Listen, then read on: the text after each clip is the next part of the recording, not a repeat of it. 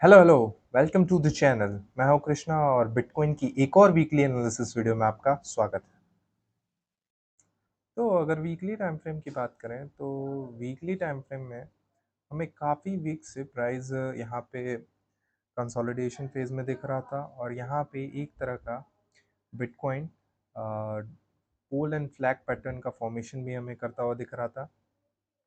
यहाँ पे प्राइस लगभग 22 जनवरी से हमें एक अप ट्रेंड में दिखा था और यहाँ पे हमें कंसोलिडेशन फेज में मिला और एक फ्लैग पैटर्न का फॉर्मेशन यहाँ पे बिटकॉइन बना रहा था काफ़ी महीनों से।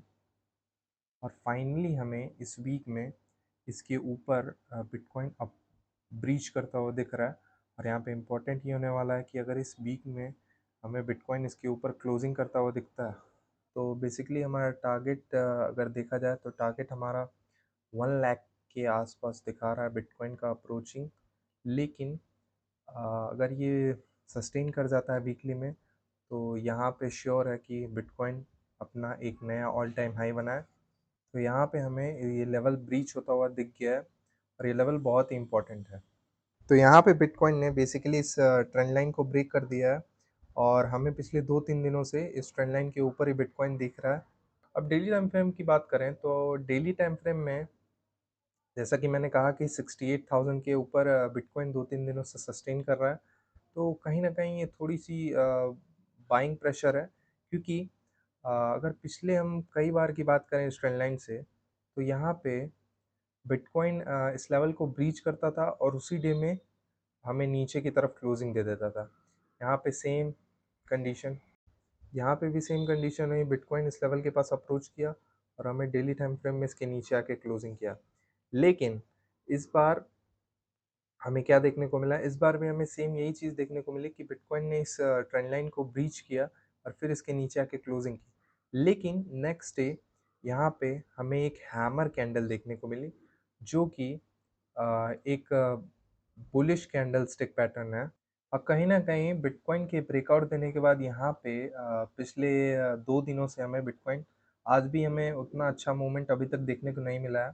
तो इसके पीछे का रीज़न ये हो सकता है कि एक तो बिटकॉइन ने एक हमें स्ट्रेट मूवमेंट दी 62,500 से लेके हमें सीधा ब्रेकआउट दिलाया 6,500 पॉइंट का। तो एक रीज़न ये हो सकता है कि जितने लोगों ने भी यहाँ बाइंग की होंगी वो यहाँ पे थोड़े से प्रॉफिट बुकिंग कर रहे होंगे, कुछ लोग पार्शियल प्रॉफिट बुकिंग कर रहे होंगे, कुछ लोग नई बाइंग पोजीशन भी बना रहे होंगे और यहाँ पे सेलर्स भी कई सारे बन रहे होंगे। लेकिन प्राइस अगर ब्रेकआउट के बाद रुक रहा है तो कहीं न कहीं हमें ये मानना चाहिए कि यहाँ पे बायस कंट्रोल में है। और एक बात और मैं कहना चाहूँगा कि कहीं न कहीं हमें बिटकॉइन इस ईयर के एंड तक ऑल टाइम हाई के पास जाता हुआ दिखेगा। और अभी भी तुम लोग भी समझदार हो तो समझ जाओ कि तुम्हें क्या करना है। अभी भी कुछ बिगड़ा नहीं और बिटकॉइन डेफ़िनेटली हमें ऑल टाइम हाई की तरफ जाता हुआ दिखेगा।